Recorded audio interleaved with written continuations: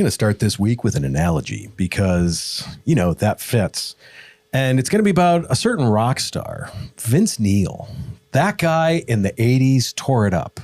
And as they got bigger, did it get worse? As he got promoted, did it get worse? Have you ever seen a rock star get promoted to something new and suddenly they are no longer the rock star? Yes. They act more like a rock being tossed into the water. They're sinking as fast as they can. And they want to grab onto you to take them. You're not taking me with you. No. We are going to talk about the Rockstar Trap, and we are going to talk about the Peter Principle, and you need to stay tuned. She's the CEO. He's the marketing and operations guy. If it's broken, you need the business fix. Have you ever promoted someone and thought that was a bad idea? Yeah. Yeah, I have. A complete lack of hesitation there. Yeah. I, once again, wasn't even done with a question. Chris is like, oh, gosh. Yep, I've done it. I've watched other people in organizations do it. I've said, don't do it. People haven't listened to me. Yeah. Oh, I've done it.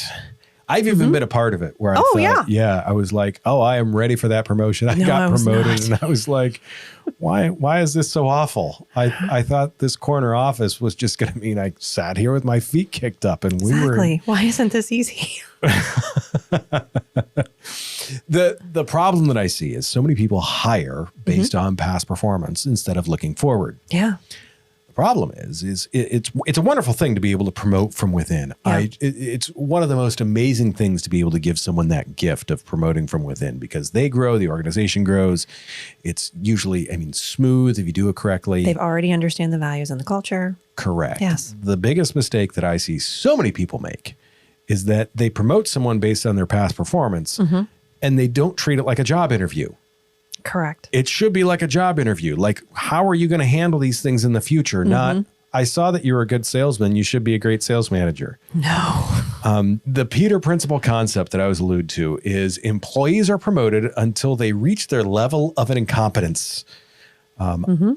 I've worked with a number of government agencies, and this seems to be rampant there. That's where it's the best. It is. You've worked really, really hard. So we're going to promote you to a job that you can no longer perform, and we're going to leave you there because obviously we can't promote you anymore. So you end up with someone in a job that can't do it. Yeah.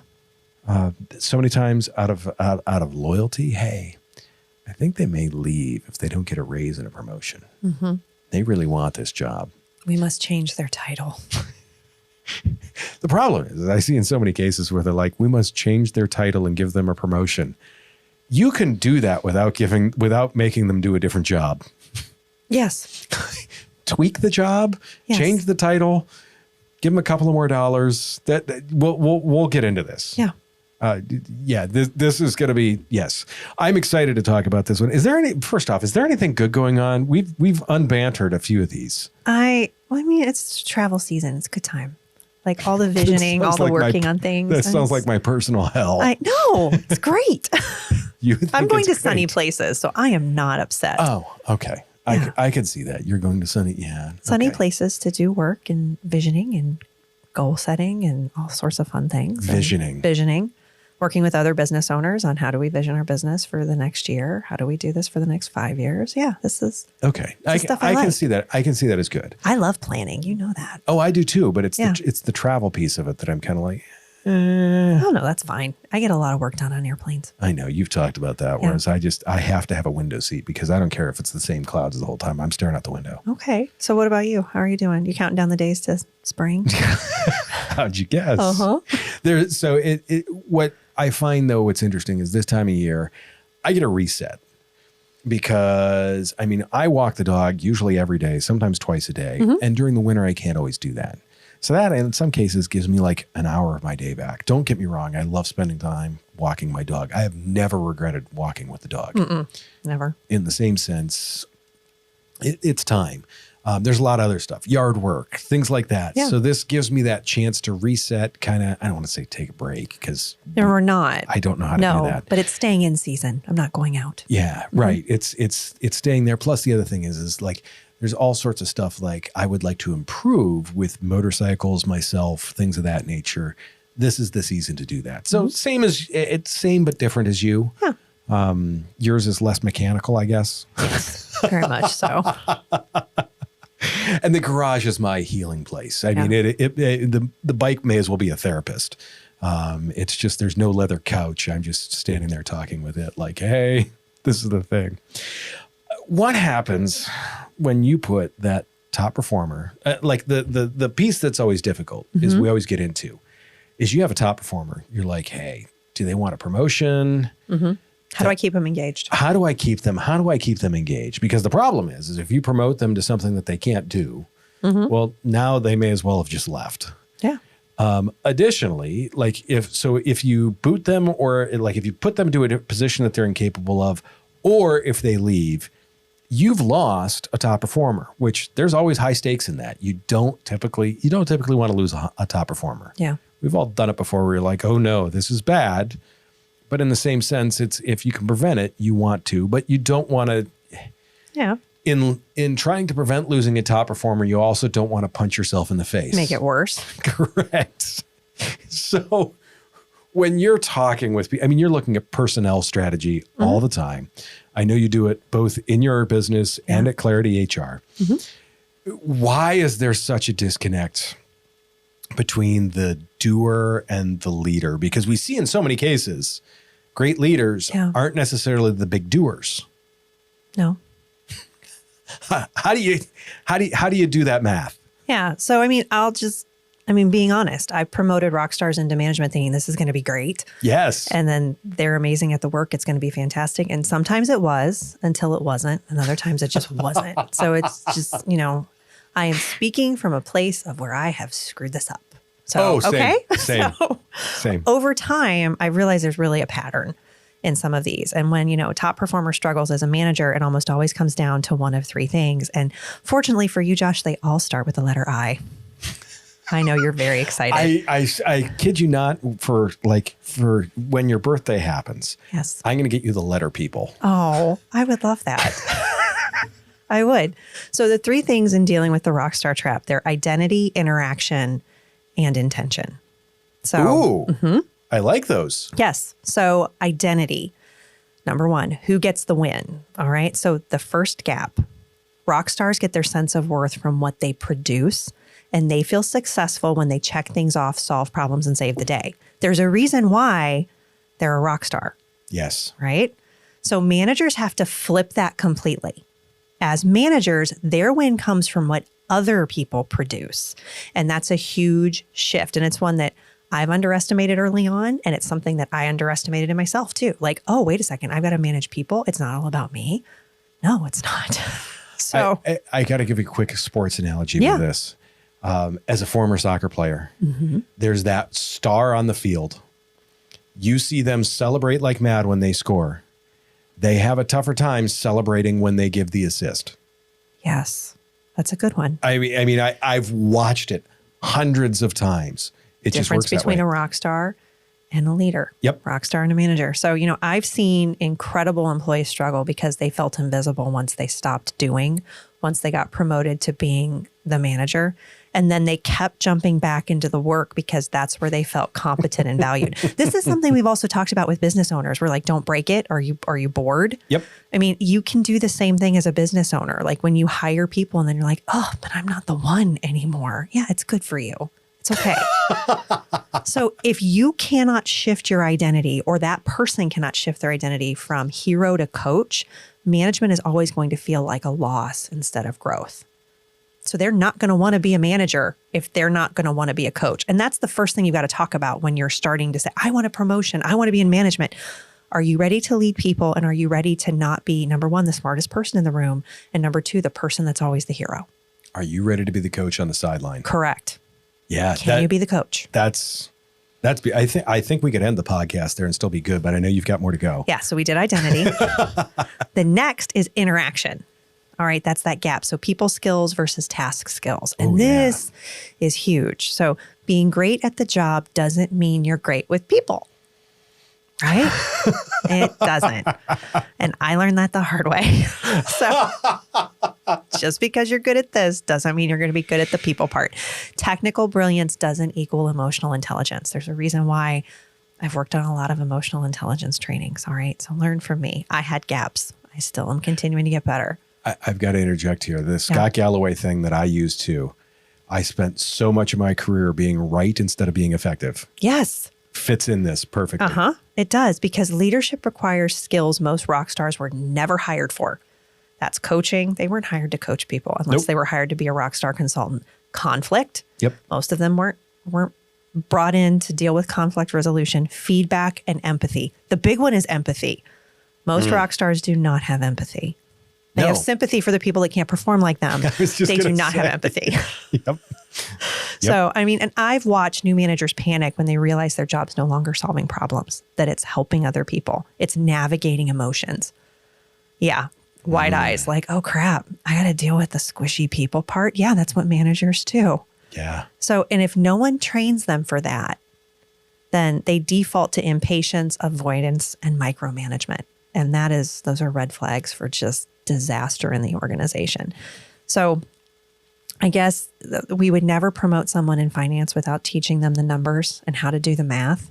But we do it with people all the time when it comes to management. We don't teach them emotional intelligence. We don't give them soft skills training. And we're like, fly, baby bird. And they do into a window. It's bad. I mean, to me, it beautifully said. And it's the biggest piece is we don't give them the expectation. No. Just be a manager. Be a manager. Well, what the hell does that mean? And if you're not a good manager and you're modeling what you're supposed to be, you better be good at it too. So if you're leading leaders, you need to build those skills as well. So that's interaction. Build the soft people skills. Build your resilient operating system. Learn how to communicate effectively. Learn how to give feedback. Yep.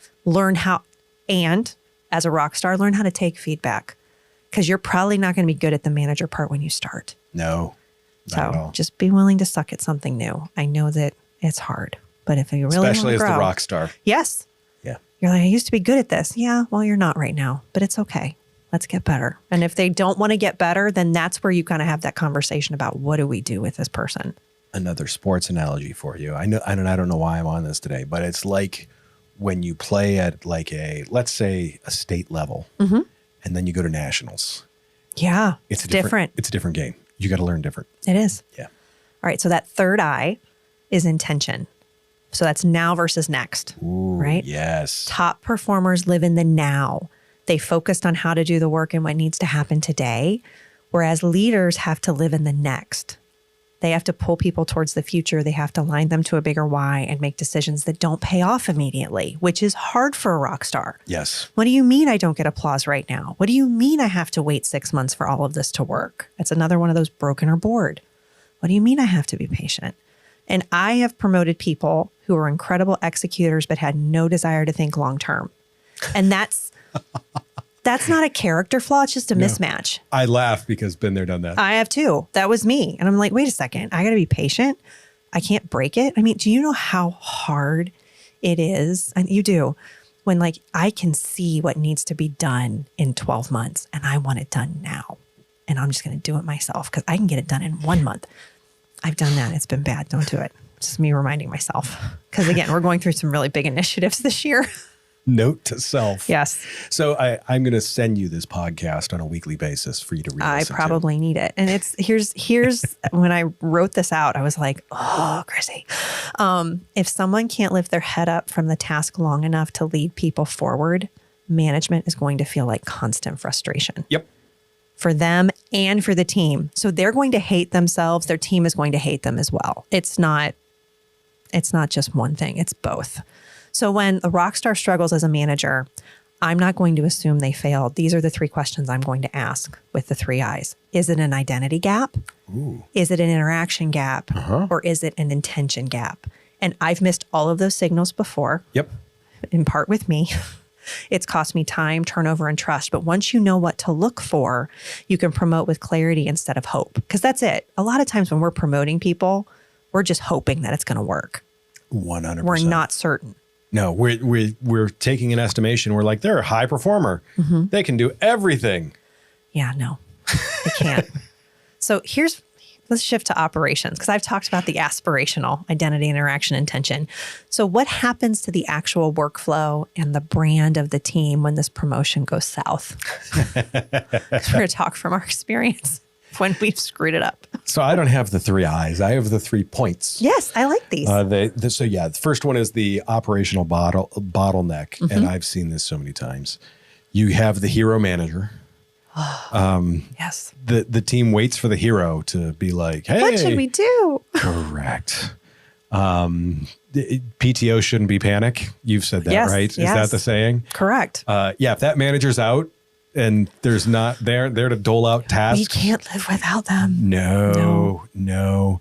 The other thing is too, is you see it in so many cases that scale that you talked about where like, if you're doing things, your capacity is limited. Yes. As a leader, like you have to think like you don't have a limited capacity. Your people do, and you have to work within that. But you don't, I mean, the capacity is limited by what's around you and your ability to bring more people in.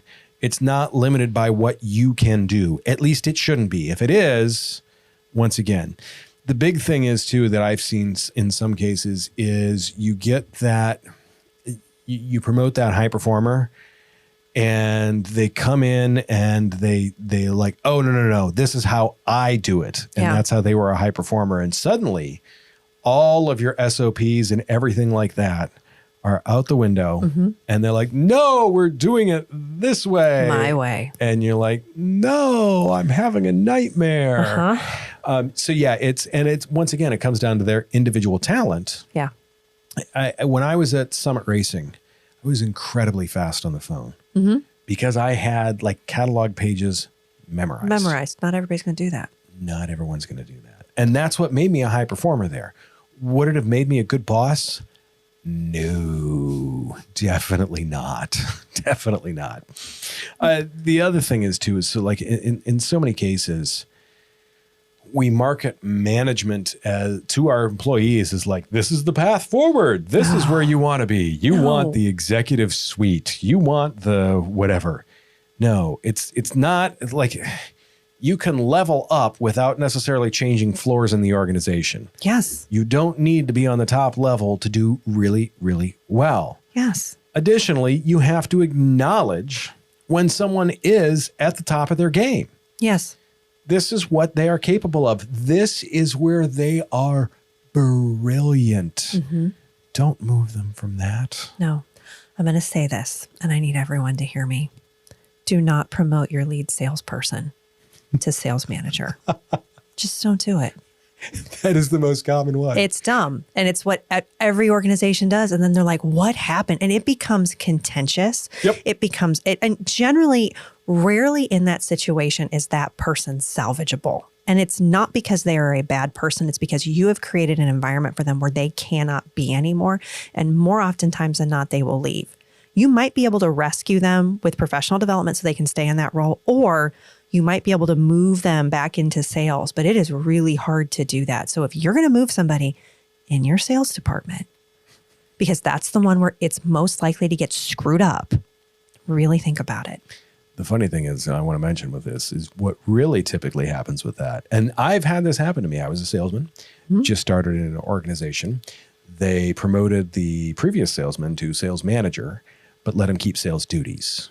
No. Take a That's guess. really hard. We'll take a guess at who got every good phone call. Absolutely. Also.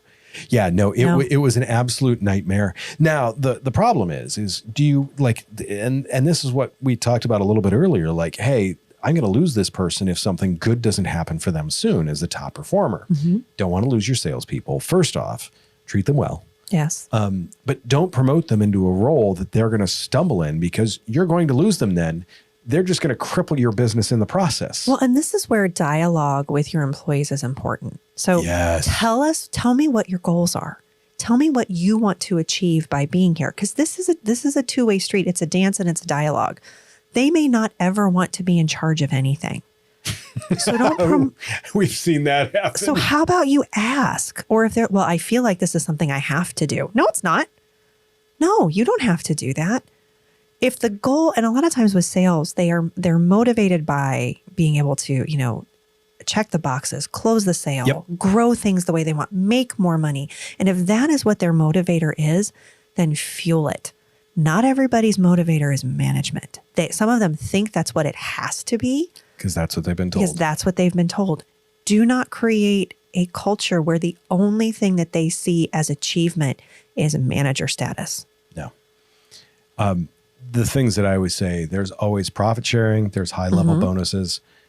There's specialized perks. Yes. Professional development. Send them to build different skills. Correct. And there's all sorts of ways. Like there's a different incentive structures with company cars. They're different. There are all sorts of ways to say, look, if you get to this level, it's going to be, and I guarantee as the company owner, it is going to be worth it for you. It is. Now, the only thing that I will say as a trap is don't offer that every single week. No. Don't offer that every month, because then they're just going to be like, I'm leaving unless you do this. And tie it to KPIs, tie it to performance. 100%. And have regular reviews. People get into trouble in this section of their managing of their business because they don't pay attention quarterly or year. They're not keeping a cadence of communication with their employee. Yep, totally. What happens when it goes wrong? It's expensive. It's really expensive. It is. So not only, like, let's say you promote the person. Yeah. Not only did you lose their production, but now you've crippled your department. Yeah. Because now your department has a bad manager. Yeah. I've never found a bad manager being good for a department or its productivity. Oh, unless you want everybody to exit. Right. If you want to get rid of people and you think, oh, if we promote this person, everyone will leave. I mean, if that's your intention. Right. Have you ever seen that at Clarity? No. Oh. No. I have seen where we started to see some people leave, and it's like, here's your warning sign. You've got an issue. And they're like, we do? Yes, you do. There's some red flags here. Yeah, but we haven't had a mass exodus. We did have a mass exodus with an insurance client once. Oh, that makes sense. Where it was literally like the team had 8 people, 7 of them left.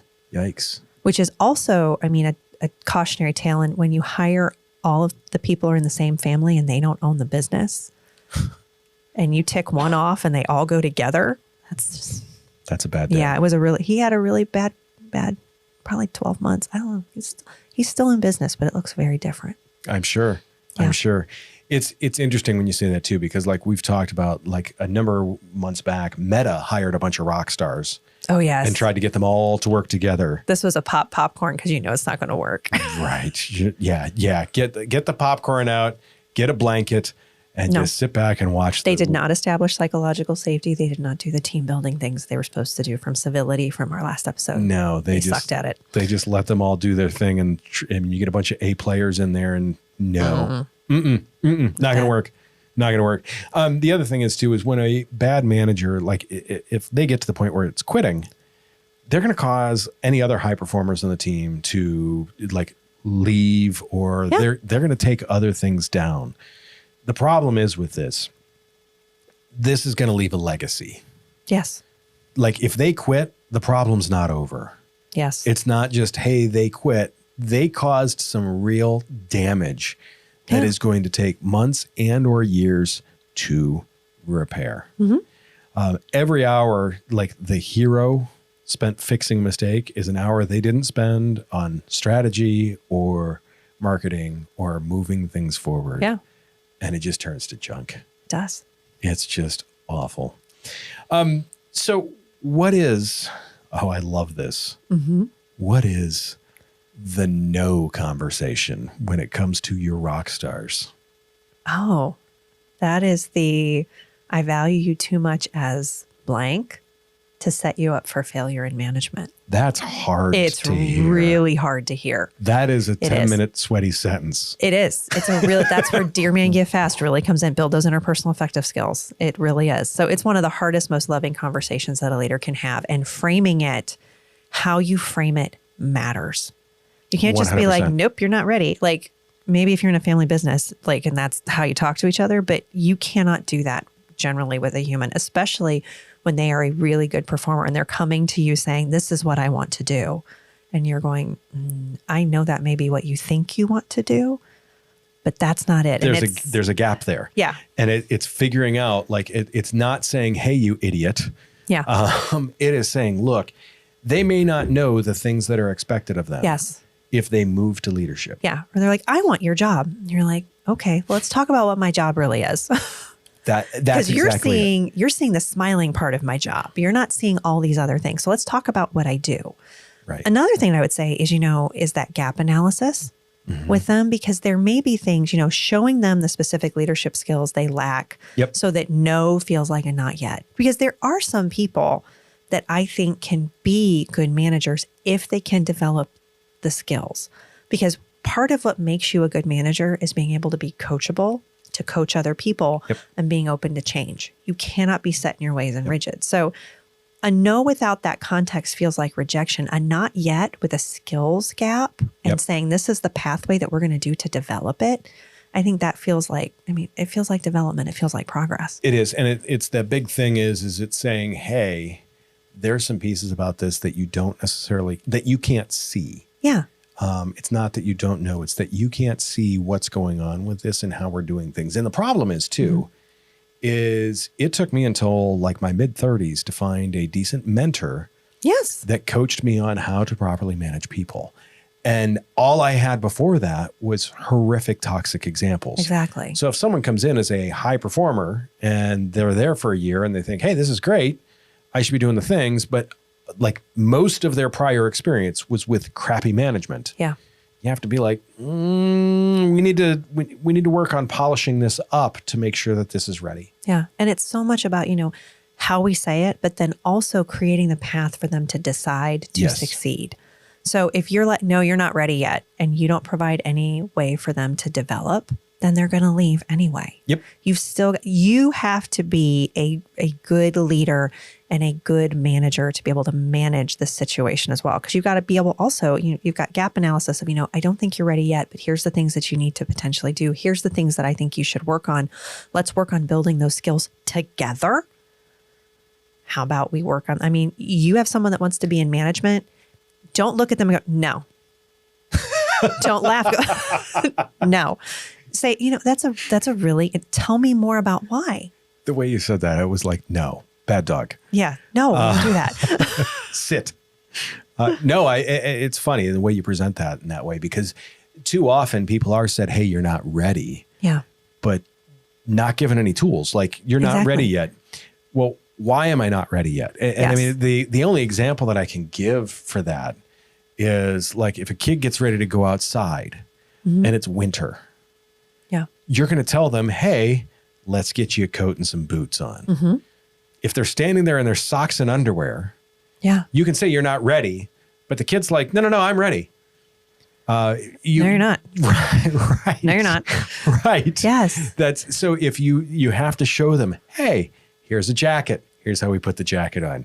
Here's snow pants. Here's how we put the snow pants. Those are the things that you have to show them. Clarify those expectations. Correct. Here's where you need to go, not just you're not ready, because I guarantee you that kid is running out into the snow. Yes. And it's okay for you to have the conversation of, you're not ready yet. Here's where we need to go. Yes. And then also modeling what you want that person, and don't forget about them. Don't leave them over on the island in their professional development plan. Like we have someone right now in our organization. She's been with us for over a decade, and we've slowly worked on getting her to a space where she has developed, and this is no longer job, this is career. Nice. And so we had a conversation about 2 months ago, and she has told me several times, I'm not ready. Or I've told her, we're going to move you forward. Here's how we're going to work through that. And now we had the conversation together of you're ready and you're going to move forward. And this is what we're going to do in order to get you where you need to be so that you can be successful. Because some of it is you have to be able to coach those people. They have to be willing to be coachable. And if there's a difference between someone being coachable and accelerating in their career and being coachable in the job that they are in right now. Yep. I am perfectly happy if someone is coachable in the job that they are in right now. I don't need everybody in the organization to want to ascend all at once. It becomes chaotic. Oh, sure. Yeah. And then you run into that competition and all the other stuff. Correct. So we don't have to deal with that, fortunately, in our organization, but I think it's really important that you show people the leadership skills that they need to build and you don't block their path. That's the other part is if they want, like you have, as you grow as a leader, as your business grows, you are not going to be the only hero. No. And you got to let other people be the hero. Yes. The one word that I want to like focus on that you said there was path. Yeah. Too many times people say you're not ready and they just and I'm not going to show you. Right. And they just leave them standing there. You're jerks. Like, here's a path. Mm-hmm. There's a certain speed you may be able to go on this path, but no, this is a path at least. And we may take turns on this path. Yes. But there is at least a direction that we are headed, not just sit your ass down and shut up until I call your name. No. And then you wonder why people quit. I don't know why anybody wants to work for me for more than 3 months. Because you're an asshole. Correct. Sorry. Correct. 100%. I always get when people are like, no one wants to work anymore. I'm kind of like, for you.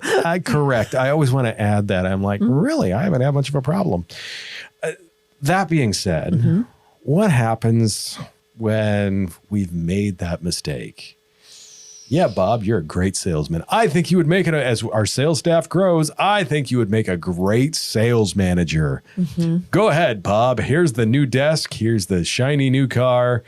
And just the look on your face says, like, I feel like that was a PTSD look. Yeah. That's the reason why we do HR. Chrissy went to a bad place there. Just like remembering all the do you things. need a minute to come back? I do. So take a second. How do you rescue this? How do you save this? So I would say, first of all, shameless plug, and I do not care. You need to call an expert who can help you do this. Yes. Because you are probably not going to navigate it unscathed if you try to do it alone. You're probably still going to have some bruises because it's just not working. So it is really important that you have somebody who can help you see what you can do, what you can't do. We're just going to reverse this like it didn't even happen. Take back your pay, take back it. You got to talk to somebody, make sure you're doing it the right way. So that's number one. Don't undo this. I want to swear I'm not going to. You can't undo that. So just let somebody else help you through it. You can undo a promotion, but how you do it matters. 100%. So, and here's what I will say too. We talk about dignity. We've talked about it in terminations, not stepping on people's dignity when you have a termination. Demotion does not equal humiliation. No. Change in direction does not equal humiliation. So you have to handle, however this conversation goes, you must handle it with respect and dignity, which is another reason why it's helpful to have a third party in there who can help you navigate, because chances are you're dealing with your own emotions because you made a bad decision too. So no, I know that would never cloud my decision. Yeah, ever. no. So I would say too, you want to frame it as realignment, not removal. So we put you in a role that doesn't play to your strengths. I love that piece because the problem is too. We did this. We screwed this up. Yes. I'm sorry. I messed this up. And for you to say that is one thing. Now, the only other thing that I say that there needs to be some elaboration. Yes. Because the problem is documentation. You have to go in with documentation. This isn't working is not. No. That's not documentation. But the other thing that I see is you have to give them something to go off of, not just, we're going to go in a different direction. Because when people say that doesn't take the sting out of that demotion. Yes. You have to say, you can't say we're going to go a different direction. No. You have to follow that up with, this is the direction that we're going and why. Yeah. And it has to be an accurate thing that, once again, respects that person, respects why it's different. All of those things you have to think about. You can't just be like, we've decided we're going to go ahead and go a different direction. Because that, once again, you may as well just say, hi, you're an idiot. Go back to the sales floor. And sue us because we did this wrong.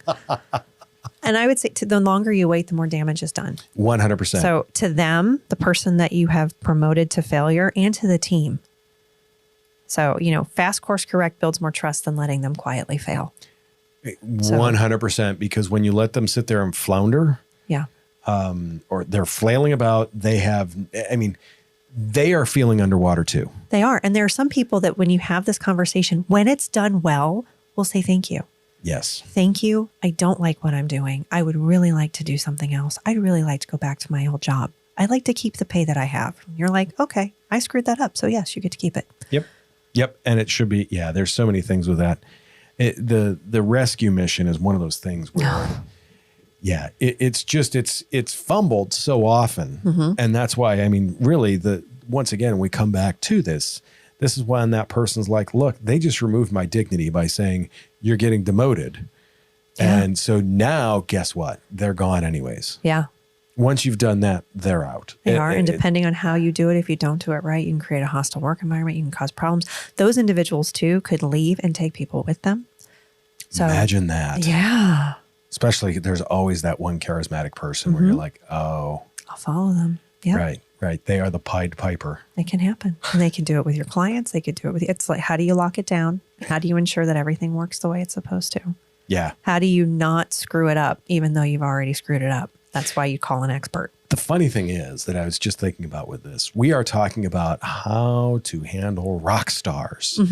And you and I are both scared to death talking about this topic. Like, oh, this is bad. I know I'm hard to handle.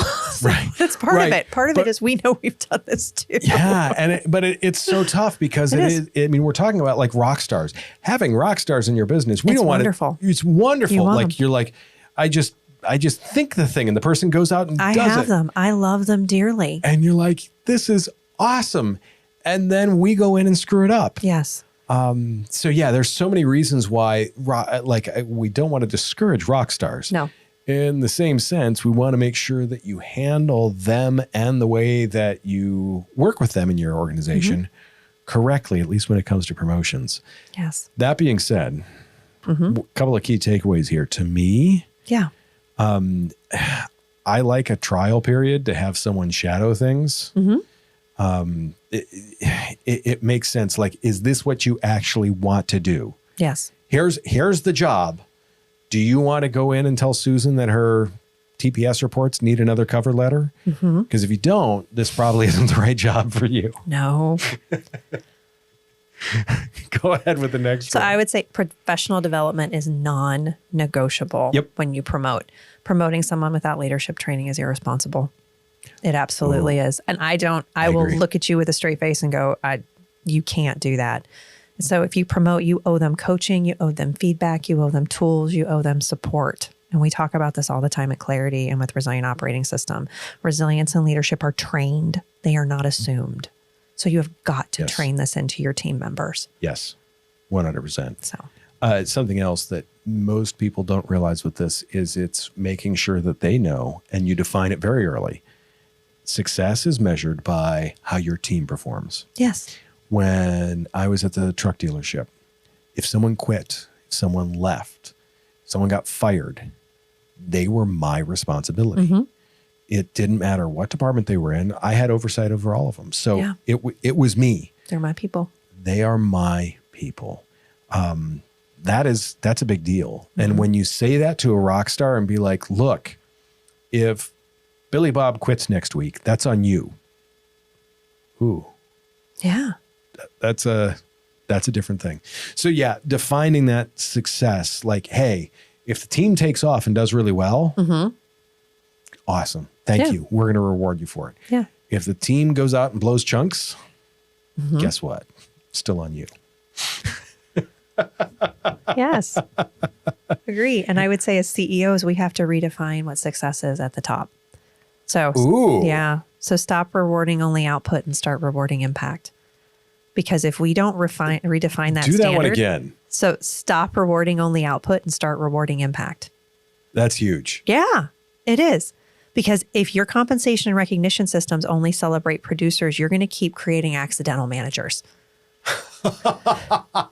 And you don't want that. So leadership success is measured by team health, not heroics. And if you don't redefine that standard, your culture is going to keep repeating the same mistake. You're like, I don't understand why we get a really good salesperson, we promote a sales manager, and then they're gone in 6 months. It's happened 6 times. Don't look at me like you're shocked. Stop. So here's a conundrum. And I wonder how we're both going to look at this one.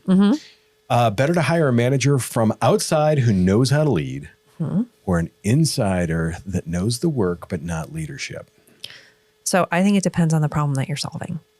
I like that. So if you need stability and leadership maturity fast, an external hire can be really the right move.